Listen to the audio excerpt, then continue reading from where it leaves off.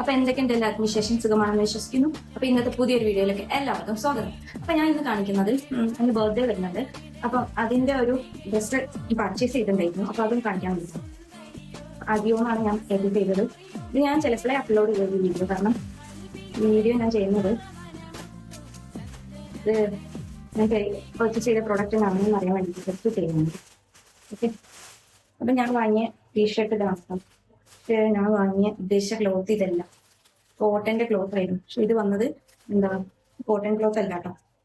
പിന്നാണെങ്കിൽ ഇതിന് ടാഗ് കാര്യങ്ങളൊന്നുമില്ല. ഓക്കെ, അപ്പൊ ഞാൻ ഇതെന്തായാലും റിട്ടേൺ ചെയ്യും. ഓക്കെ, അടുത്ത വന്നിട്ട് ഇതാണ്.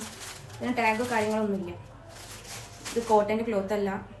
അപ്പൊ എന്താ ഞാൻ ഇത് റിട്ടേൺ ചെയ്യണം കേട്ടോ.